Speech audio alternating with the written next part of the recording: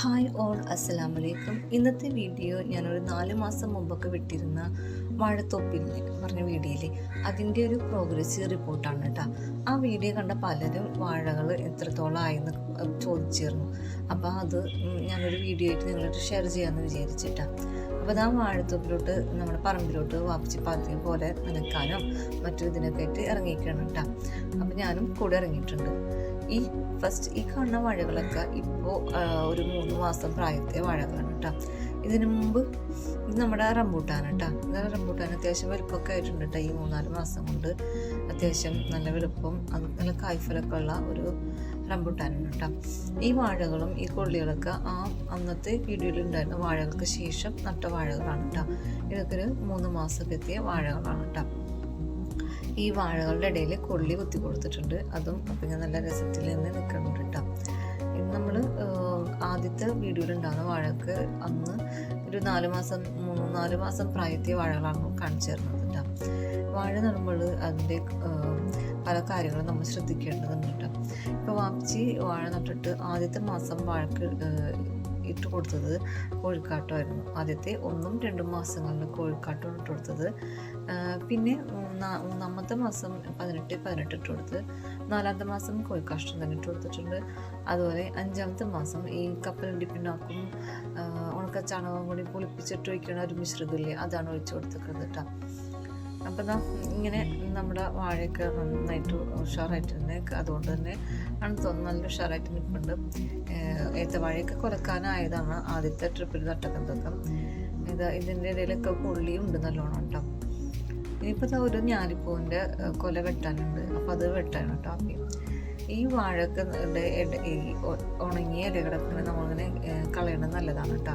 കൊല ഉണ്ടെങ്കിൽ കൊലേനൊന്ന് കവർ ചെയ്ത് കിടന്നത് നല്ലതാണ്. കാരണം പെട്ടെന്ന് ചൂടൊക്കെ ഇട്ട് കൊലക്ക് വാട്ടം തട്ടാണ്ടിരിക്കാനായിട്ട്. അതല്ലാതെ ഇങ്ങനെ കുറേ ഇലകളൊക്കെ ഇങ്ങനെ ഉണങ്ങി കിടക്കണതൊക്കെ ക്ലീൻ ഒന്ന് വെട്ടി നല്ല നീറ്റാക്കി ഇടാൻ നല്ലതായിരിക്കും കേട്ടോ. പിന്നെ നമ്മൾ വാഴയുടെ നട്ട് ഒരു 3-4 മാസമാകുമ്പോൾ ചിലപ്പോൾ ചെറിയ കണ്ണൊക്കെ വന്നു തുടങ്ങും. ആ കണ്ണ് നമ്മൾ നശിപ്പിച്ച് കളയാണ്ടിരിക്കും നല്ലത്. കാരണം ഒരു നല്ല കൊല ഉണ്ടാകണമെങ്കിൽ കണ്ണുകൾ ഇല്ലാണ്ടിരിക്കുന്നത് നല്ലത്. കൊലയൊക്കെ വന്നിട്ട് വരുന്ന കണ്ണുകൾ നിർത്താം, നശിപ്പിക്കണ്ട. അതിന് മുമ്പ് തന്നെ വരുന്ന കണ്ണുകൾ കളയണതായിരിക്കും നല്ലത് കേട്ടോ. അപ്പോൾ നമുക്ക് ഉണ്ടാകുന്ന വാഴക്കൊല നല്ലൊരു കൊലയിട്ട് വരികയും ചെയ്യണ്ട. ഇതപ്പോൾ കണ്ടാൽ നല്ലൊരു കൊല തന്നെയാണ്, മാഷാ അല്ലാഹ്. ഇനിയിപ്പോൾ ഇതുപോലെ നമ്മൾ കൊല വെട്ടിക്കഴിയുമ്പോൾ ആ വാഴയും വെട്ടി അതിൻ്റെ കടക്കയുള്ള കണ്ണുകളിൽ അത്യാവശ്യം നല്ലത് മാത്രം നിർത്തിയാൽ മതി കേട്ടോ. ബാക്കിയൊക്കെ വെട്ടിക്കളയാണ് വേണ്ടത്. എനിക്കാണെങ്കിൽ ഇതൊന്നും അറിയില്ല, ഞാൻ വെട്ടാണ്ട് ഇന്ന് അത് വലുതായി. ഒരു ലാനും കൂടി ഒരു വാഴയുടെ കടക്ക 5-6 കണ്ണ് നിന്ന് അത് വലുതായി. അങ്ങനെ 5-6 കണ്ണിൻ്റെ ഒരു വാഴക്കൂട്ടമായിട്ട് നിൽക്കണത് കേട്ടോ. ഇതിപ്പോൾ പറമ്പിൻ്റെ ഇടയിൽ ഇതുപോലെ ജാതിയൊക്കെ നട്ടു കൊടുത്തിട്ടുണ്ട് കേട്ടോ. ഇങ്ങനെ ഇത് ഞാലിപ്പൂവിൻ്റെ വാഴയാണ് കേട്ടോ. ഇതന്നെ കണ്ട അത്യാവശ്യം നല്ല ഹൈറ്റിൽ പോയിട്ടുണ്ട്. ഇത് ഒരു കൊല വന്നിട്ടുണ്ടെങ്കിൽ അതിനെ വെട്ടിയെടുക്കാൻ തന്നെ നല്ല റിസ്ക്കാണ്. അപ്പോൾ ഇതുപോലെ ഇങ്ങനെ കുത്ത് കൊടുക്കണം കേട്ടോ നമ്മൾ വാഴക്ക്, അല്ലെങ്കിൽ ആ കൊല തന്നെ ഒടിഞ്ഞു വീഴാൻ ചാൻസ് ഉണ്ട്. വാഴ ഒടിഞ്ഞ് കൊലയ്ക്ക് നാശം വരാൻ ചാൻസ് ഉണ്ട്. അപ്പോൾ അതുകൊണ്ട് നല്ല സപ്പോർട്ട് കൊടുത്തിട്ടുണ്ട്. അതുപോലെ ഒരു വടി നല്ല സ്ട്രോങ് വടി വെച്ചിട്ടൊരു സപ്പോർട്ട് കൊടുക്കുന്നതായിരിക്കും നല്ലത് വാഴക്ക്.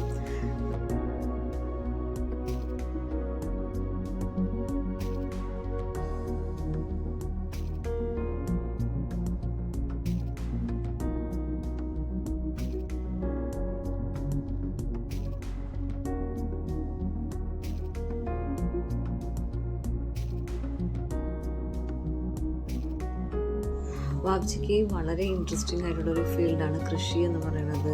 ഇതുപോലെ ഓരോ ഫലവൃക്ഷങ്ങൾ വെച്ച് പിടിപ്പിക്കുന്നതും അതിനെ പരിപാലിക്കുന്നതും അങ്ങനെയുള്ള കാര്യങ്ങളൊക്കെ ഭയങ്കര ഇൻട്രസ്റ്റിംഗ് ആണ്. അപ്പോൾ അതിനായിട്ട് ബാക്കി ഒരു ടൈം അതിനായിട്ട് നീക്കി വെക്കേണ്ടത് വാപ്ചിക്ക് ബോറടിക്കില്ല. കൂടുതൽ ഇൻട്രസ്റ്റിംഗ് ആയിട്ടുള്ള ഫീൽഡിൽ നിൽക്കുമ്പോൾ വാപ്ചിക്ക് മനസ്സിനും ഭയങ്കര സന്തോഷമാണുള്ളത്. അപ്പം പലരും നമ്മുടെ മനസ്സിൽ ഒന്നും ചെയ്യാതിരിക്കുമ്പോൾ ഭയങ്കര ബോറടിയും അങ്ങനെ പല ബുദ്ധിമുട്ടുകളുണ്ടാകും. അപ്പം നമ്മുടെ ഇൻട്രസ്റ്റിംഗ് ഫീൽഡ് കണ്ടെത്തുകയും നമ്മളതിൽ മുഴുകുകയും ചെയ്തിട്ടുണ്ടെങ്കിൽ നമ്മുടെ ജീവിതത്തിൽ എപ്പോഴും പ്ലസൻ്റ് ആയിരിക്കും, പോസിറ്റീവ് ആയിരിക്കുള്ളൂ. അതൊക്കെ ഞാൻ എൻ്റെ വാക്കിട്ട് നിന്ന് പഠിച്ചതാണ് കേട്ടോ.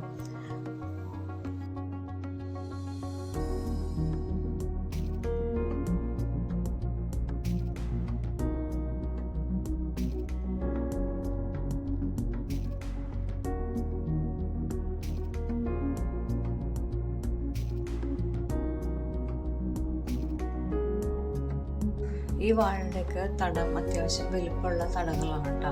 ഈ ഭാഗത്തൊക്കെ നനക്കൽ കഴിഞ്ഞിട്ടുണ്ട് കേട്ടോ. കണ്ട ഇതുപോലെ നനവ് നിലർത്തിയിട്ടുണ്ട്. നനക്കുമ്പോൾ ഈ വേനലിൽ ഇത്രയും നന്നായിട്ട് നനച്ചു കൊടുക്കണം വാഴക്കൊക്കെ കേട്ടോ. അതുകൊണ്ട് ഇതുപോലെ ഈ വാഴയൊക്കെ ഉണക്ക ഇലകളൊക്കെ വിട്ടിട്ട് തെങ്ങിൻ്റെ കിടക്ക് നമ്മൾ തണുപ്പിനായിട്ടും വളത്തിനായിട്ടും ഇട്ട് കൊടുക്കുകയാണ് ചെയ്യുന്നത്. ഈ വാഴകളൊക്കെയാണ് നമ്മൾ ആദ്യത്തെ വീഡിയോയിൽ കണ്ടിരുന്ന വാഴകളൊക്കെ കേട്ടോ. അത് ഇത്രയും വലുപ്പത്തിയിട്ടുണ്ട്.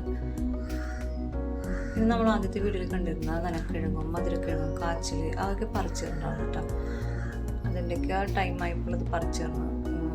ഇനിയിപ്പോൾ അതാ രണ്ടാമത് നട്ടിട്ട് വേണം ഇതൊക്കെ.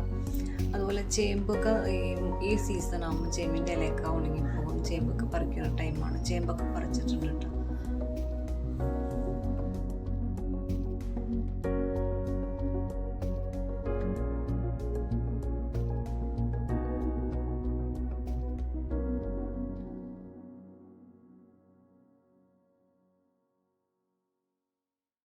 ഇതൊക്കെ അന്നത്തെ വീഡിയോയിൽ കണ്ടിരുന്ന നാരങ്ങ എന്നാണ് ഞാൻ പറഞ്ഞത്. പക്ഷെ ഇത് ഓറഞ്ചിൻ്റെ തൈയാണ് കേട്ടോ. അതുപോലെ അത്തിപ്പഴമാണ് അത്. പിന്നെ നമ്മൾ അന്ന് പറിച്ച മധുരക്കിഴങ്ങിൻ്റെ തണ്ട് കിടന്നത് അവിടെ ഇടയ്ക്ക് പടർന്ന് കിടക്കുന്നുണ്ട് കേട്ടോ. പിന്നെ നമ്മുടെ സപ്പോട്ട, കിലോ പേര, പിന്നെ നാരകത്തൈ എല്ലാവരും നന്നായിട്ട് ഉഷാറായിട്ടുണ്ട് മാഷാ അല്ലാഹ്. ഇതൊരു വെട്ടുകല്ലിൻ്റെ പറമ്പാണ്. അതാണ് ഇപ്പോൾ ഇങ്ങനെ ഓരോന്ന് വെച്ച് പിടിപ്പിച്ചിട്ട് വരുന്നത് കേട്ടോ. കല്ല് വെട്ടിയെടുക്കില്ലേ വീട് വെക്കാനൊക്കെ വെട്ടുകല്ല്, ചെങ്കല്ല് വെട്ടിയെടുക്കണം, അങ്ങനത്തെ ഒരു പ്ലോട്ടാണ് കേട്ടത്. അത് പിന്നീട് ഇങ്ങനെ നമ്മൾ ആക്കി എടുത്തേക്കണം കേട്ടത്.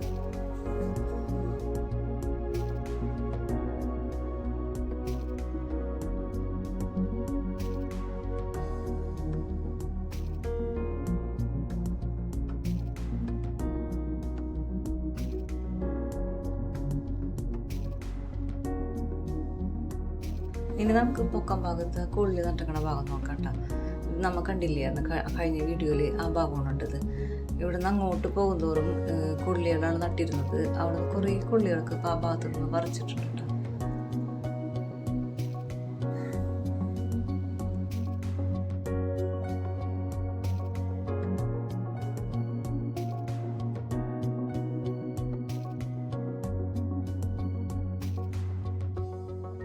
എൻ്റെ വീഡിയോ നിങ്ങൾക്ക് ഇഷ്ടപ്പെട്ടെങ്കിൽ ഒന്ന് ലൈക്ക് അടിച്ചേക്കണം.